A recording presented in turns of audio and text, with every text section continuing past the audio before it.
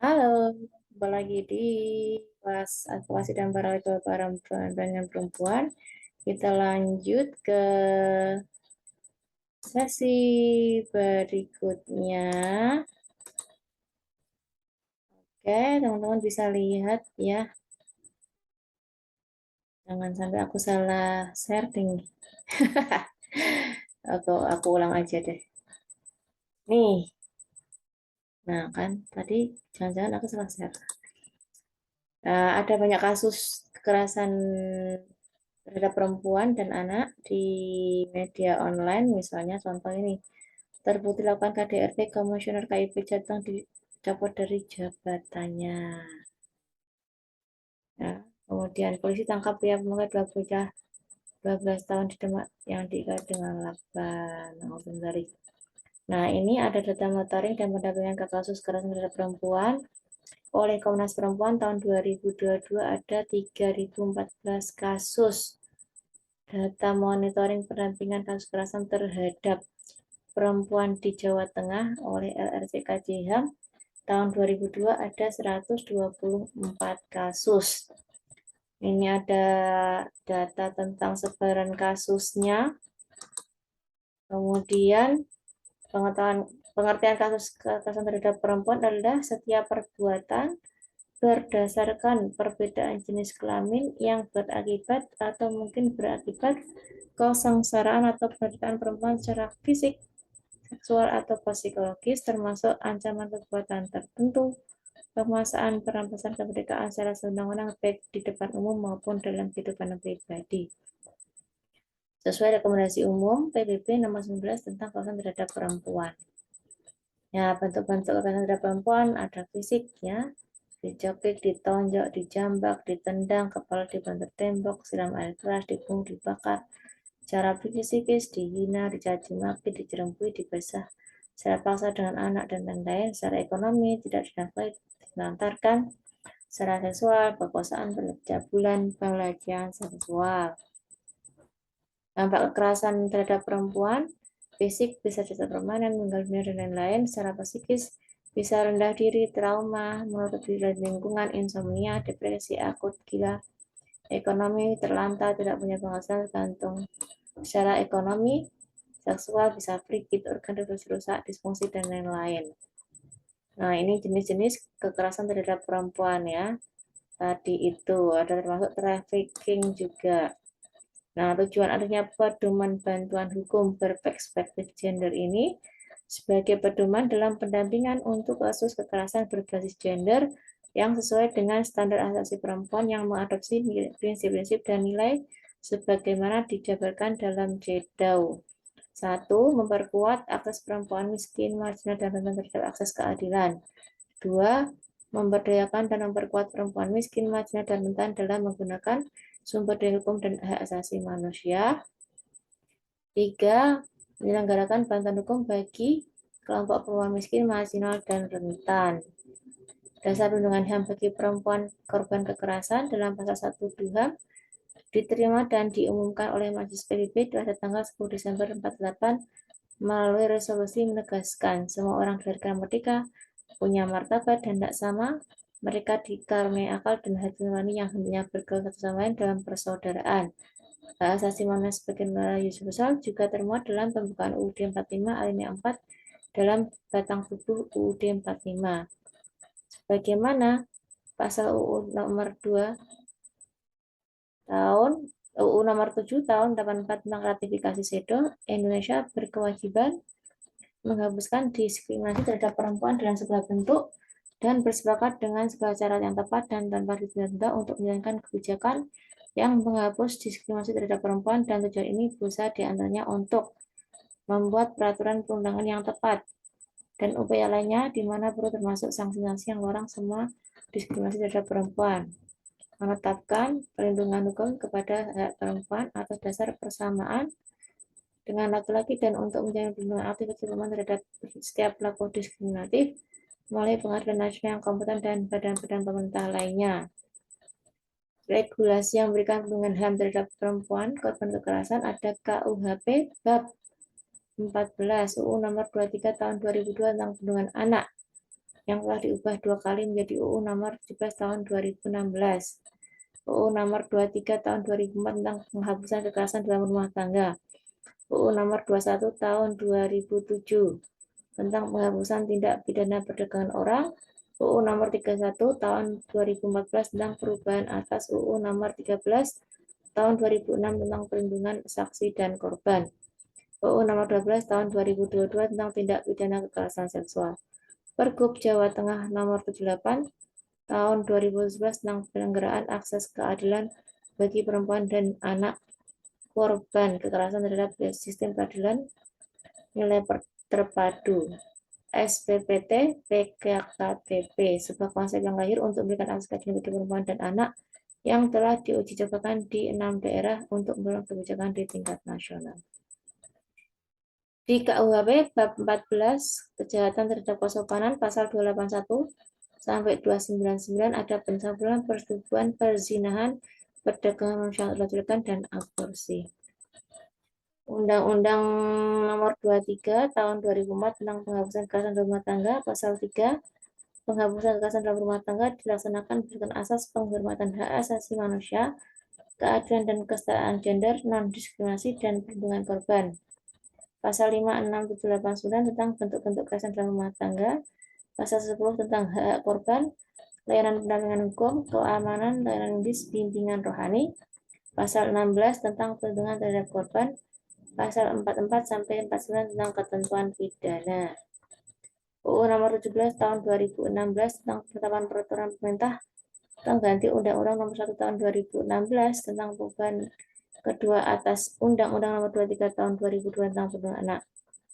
Pasal 4 sampai 19 mengatur hak-hak anak agar dapat hidup, tumbuh, berkembang, dan berpartisipasi secara optimal sesuai dengan harkat martabat kemanusiaan, mendapat perlindungan dari kekerasan dan diskriminasi.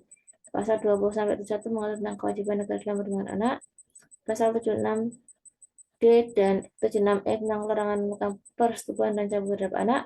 Pasal 81 dan 82 tentang ketentuan pidana, penambahan pemberatan seketika jika pelakunya orang tua, wali orang yang mempunyai hubungan keluarga, pengasuh anak, pendidik, tenaga kependidikan, aparat yang mengenangani perlindungan anak atau dilakukan oleh lebih satu orang secara bersama-sama, pidana tambahan untuk pengumuman identitas perilaku, pemasangan alat pendeteksi elektronik, dan kebiri kimia.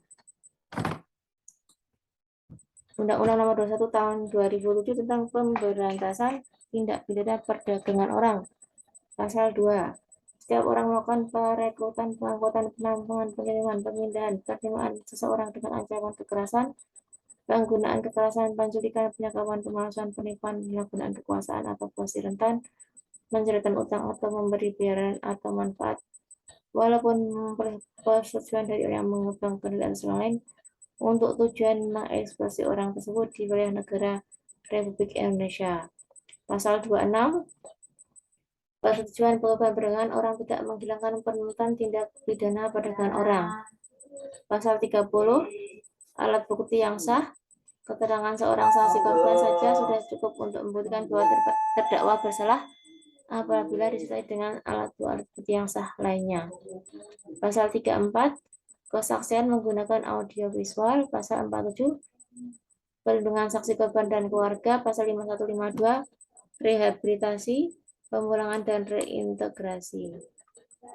UU Nomor 31 Tahun 2014 tentang perubahan atas UU Nomor 13 Tahun 2006 tentang perlindungan saksi dan korban. Pasal 5, 6, 7, 8, 9, dan 10 tentang perlindungan dan hak, antara lain bantuan medis, rehabilitasi, kompensasi, restitusi terhadap saksi dan korban. Pasal 8, perlindungan dimulai sejak tahap penyidikan sampai proses hukumnya berakhir. Pasal 12, tentang LPSK yang memberikan perlindungan dan bantuan terhadap saksi dan korban untuk mendapatkan layanan dari LPSK dengan cara mengirimkan permohonan ke LPSK.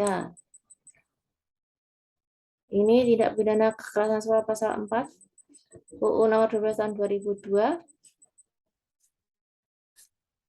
pelecehan seksual non fisik, pelecehan seksual fisik, pemaksaan kontrasepsi, pemaksaan sterilisasi, pemaksaan perkawinan, penyiksaan seksual, eksploitasi seksual, perbudakan seksual, dan kekerasan seksual berbasis elektronik.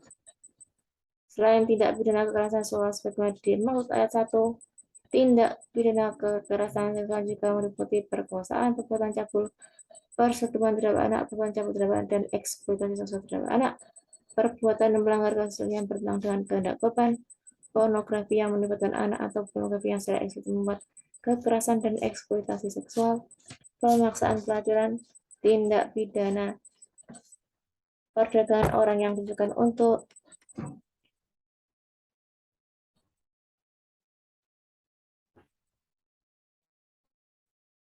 kekerasan dalam lingkup rumah tangga, tindak pidana pencucian uang yang asalnya merupakan tindak pidana kekerasan seksual, dan tindak pidana lain yang dinyatakan secara tegas sebagaimana diatur dalam ketentuan peraturan perundangan. Mengapa perempuan dan anak yang paling rentan? Perempuan dan anak adalah kelompok yang paling rentan mengalami berbagai bentuk kekerasan seksual. Berbagai laporan hasil pemantauan serta penelitian di Indonesia dan seluruh negara, termasuk oleh PBB, Komnas Perempuan, dan LRCKJ, memperlihatkan bahwa perempuan kebanyakan korban kekerasan seksual adalah perempuan dan anak. Jika menemukan kasus kekerasan terhadap perempuan, tahapannya pengaduan, konseling korban, rapat kasus bersama tim penanganan kasus, pendampingan sesuai kebutuhan korban, layanan medis, bantuan hukum, litigasi pidana perdata, non-litigasi, mediasi, negosiasi, pengajuan ke instansi pelaku pekerja, layanan rehabilitasi sosial, layanan reintegrasi sosial, dan pemulangan.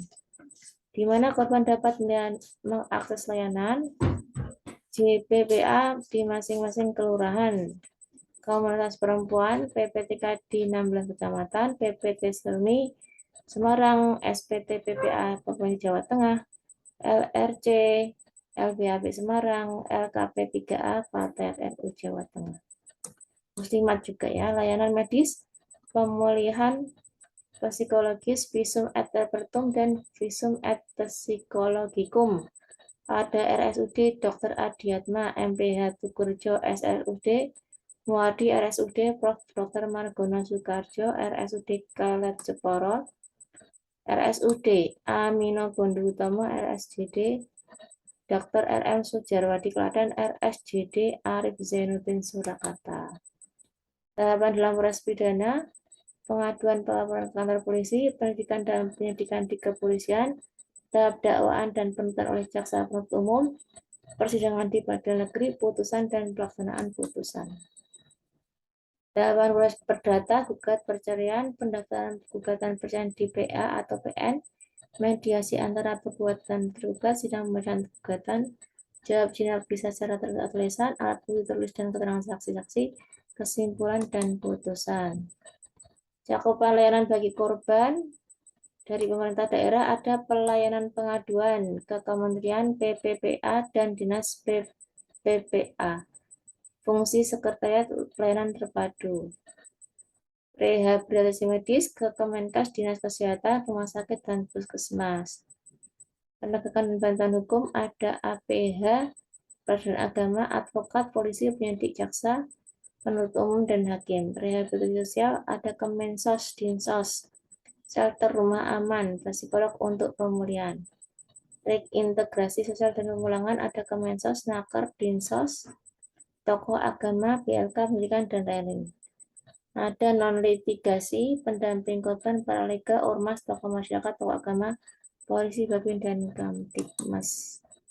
Siapa saja yang bisa terlibat dalam penanganan korban? Pemerintah, PPT, polisi, jaksa, hakim, APH, rumah sakit, puskesmas, perangkat dalam pemerintahan kelurahan desa. Masyarakat, ormas, tokoh masyarakat, tokoh agama, jaringan perlindungan perempuan dan anak, komunitas perempuan, RT RW, warga, dan lain-lain. Prinsip-prinsip penanganan kasus non-diskriminasi, menjaga kerahasiaan korban, tidak mengadili, empati, egaliter, setara, pengambil keputusan, self-determination, dan pemberdayaan atau empowerment. Tidak ada hak asasi manusia tanpa hak asasi perempuan. Sekian dan terima kasih.